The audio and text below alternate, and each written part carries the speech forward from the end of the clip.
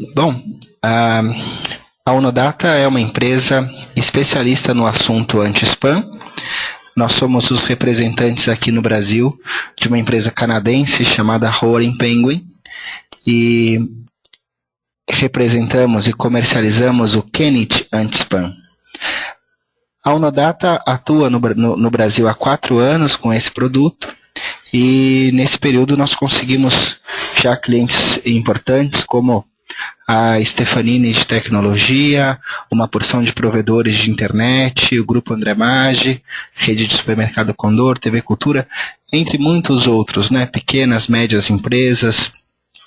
E hoje vamos fazer essa apresentação voltada especificamente para o segmento público, tá? Em especial vocês que são gestores de prefeituras. Muito bem.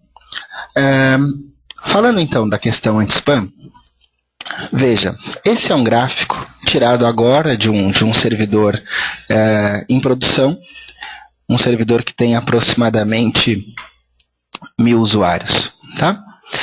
Então, acompanhem aqui comigo, olha. A gente pode, naturalmente, afirmar quantos usuários nós temos, né?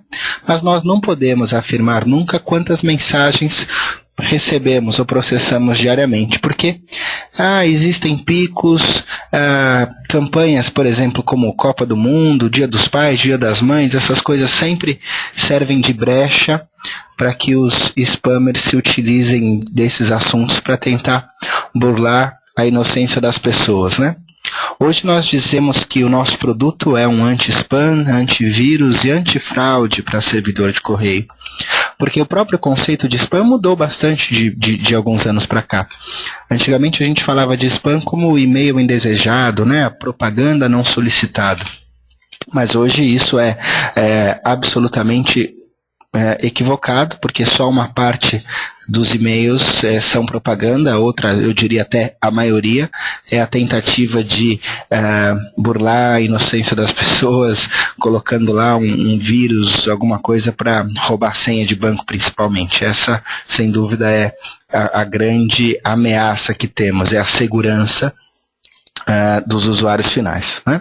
Então, olha, nesse exemplo aqui, a gente chega a ter, por exemplo, olha, 150 mil mensagens no dia e apenas 173 mensagens não spam, né?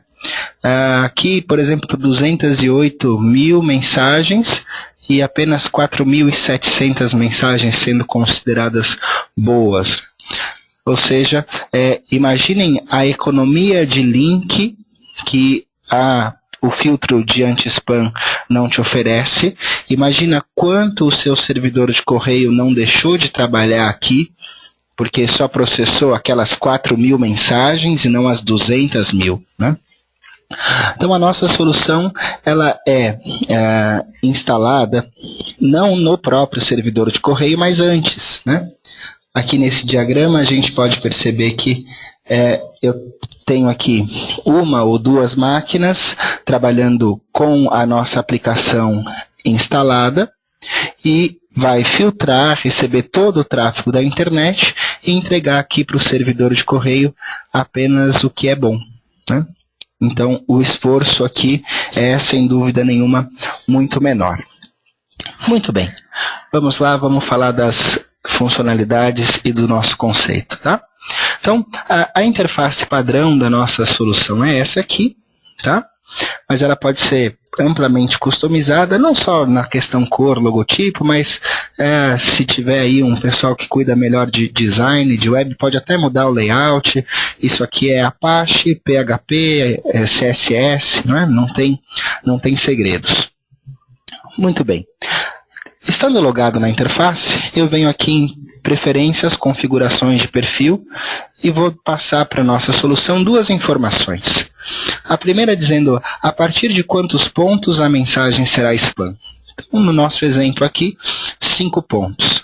O que significa que a mensagem chega, passa por uma infinidade de testes e até 4.9 é entregue diretamente.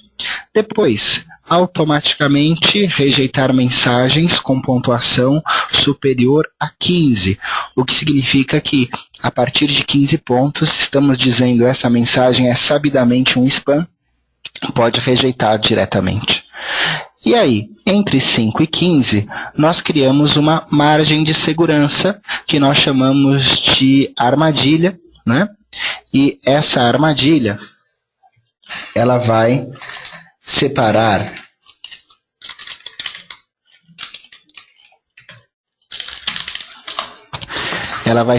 aqui as mensagens pendentes por caixas postais, nesse nosso exemplo, tá certo?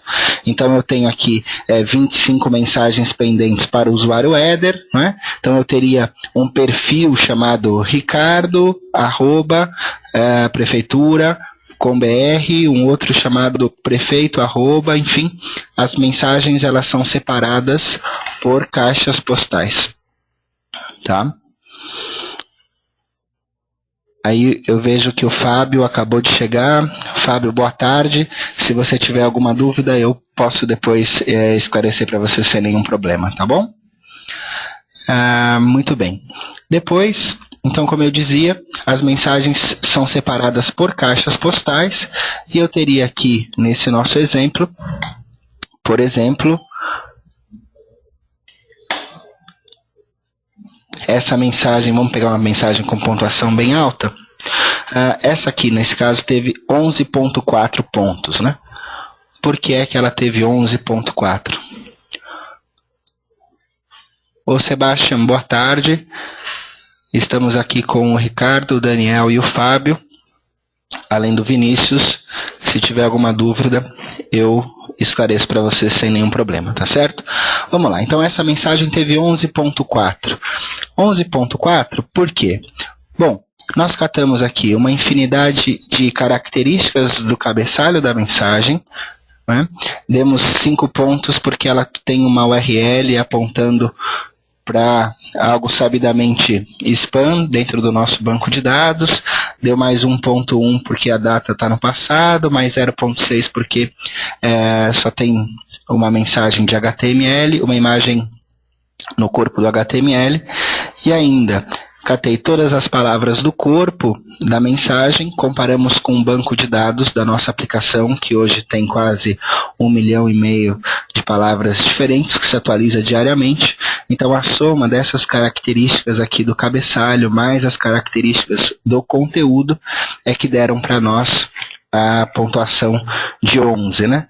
Como lá eu disse em preferências, configurações de perfil, eu disse lá que a partir de 5 ela é spam e a partir de 15 é que eu rejeito a mensagem diretamente, ela ficou retida, né? E ela ficou retida nessa chamada armadilha, que eu, como administrador, posso, colocando aqui, acessando a interface, visualizar as mensagens pendentes para todos os perfis, né? E eu sozinho tomar aqui as decisões, né? Ou eu posso, de uma outra forma, utilizar aqui o que nós chamamos de administração descentralizada, né? Nessa administração descentralizada, eu permitiria que cada usuário cuidasse do seu próprio spam. Isso pode ser feito de duas maneiras, né? A primeira delas através de uma integração aqui com o seu servidor de correio, eu digito o meu usuário e a minha senha,